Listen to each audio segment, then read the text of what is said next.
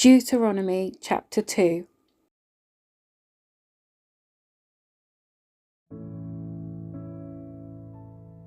Then we turned around and headed back across the wilderness toward the Red Sea, just as the Lord had instructed me, and we wandered around in the region of Mount Seir for a long time.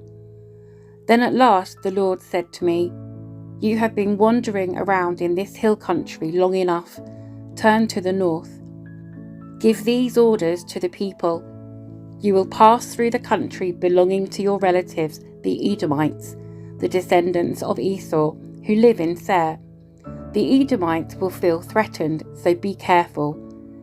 Do not bother them, for I have given them all the hill country around Mount Seir as their property, and I will not give you even 1 square foot of their land. If you need food to eat or water to drink, pay them for it. For the Lord your God has blessed you in everything you have done. He has watched your every step through this great wilderness. During these 40 years, the Lord your God has been with you, and you have lacked nothing." So we bypassed the territory of our relatives, the descendants of Esau, who live in Seir. We avoided the road through the Arabah valley that comes up from Elath and Ezion-Geber. Then as we turned north along the desert route through Moab, the Lord warned us, "Do not bother the Moabites, the descendants of Lot, or start a war with them. I have given them Ar as their property, and I will not give you any of their land." A race of giants called the Emites had once lived in the area of Ar. They were as strong and numerous and tall as the Anakites, another race of giants. Both the Emites and the Anakites are also known as the Rephaites, though the Moabites call them Emites. In earlier times the Horites had lived in Seir, but they were driven out and displaced by the descendants of Esau, just as Israel drove out the people of Canaan when the Lord gave Israel their land. Moses continued, "Then the Lord said to us, 'Get moving, cross the Zered brook.' So we crossed the brook. 38 years passed from the time we first left Kadesh Barnea until we finally crossed the Zered brook. By then, all the men old enough to fight in battle had died in the wilderness, as the Lord had vowed would happen. The Lord struck them down until they had all been eliminated from the community. When all the men of fighting age had died, the Lord said to me, 'Today you will cross the border of Moab at Ar and enter the land of the Ammonites, the descendants of Lot. But do not bother them or start a war with them. I have given the land of Ammon to them as their property, and I will not give you any of their land.' That area was once considered the land of the Rephaites who had lived there, though the Ammonites call them Zamzumites. They were also as strong and numerous and tall as the Anakites, but the Lord destroyed them so the Ammonites could occupy their land. He had done the same for the descendants of Esau who lived in Seir, for he destroyed the Horites so they could settle there in their place. The descendants of Esau live there to this day.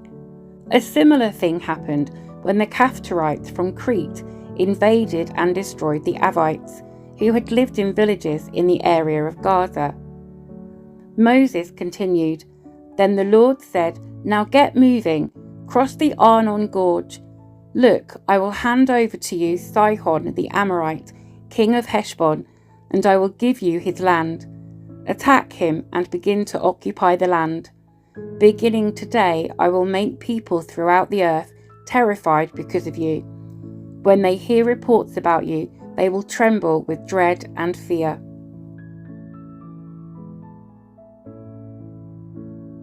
Moses continued, "From the wilderness of Kedemoth, I sent ambassadors to King Sihon of Heshbon with this proposal of peace. 'Let us travel through your land. We will stay on the main road and won't turn off into the fields on either side. Sell us food to eat and water to drink, and we will pay for it.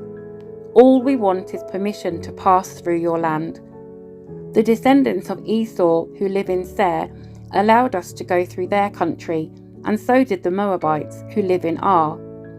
Let us pass through until we cross the Jordan into the land the Lord our God is giving us." But King Sihon of Heshbon refused to allow us to pass through, because the Lord your God made Sihon stubborn and defiant, so he could help you defeat him, as he has now done. Then the Lord said to me, "Look, I have begun to hand King Sihon and his land over to you. Begin now to conquer and occupy his land." Then King Sihon declared war on us and mobilized his forces at Jahaz. But the Lord our God handed him over to us, and we crushed him, his sons and all his people. We conquered all his towns and completely destroyed everyone, men, women and children. Not a single person was spared. We took all the livestock as plunder for ourselves, along with anything of value from the towns we ransacked. The Lord our God also helped us conquer Aroer on the edge of the Arnon Gorge, and the town in the gorge, and the whole area as far as Gilead. No town had walls too strong for us. However, we avoided the land of the Ammonites all along the Jabbok River, and the towns in the hill country, all the places the Lord our God had commanded us to leave alone.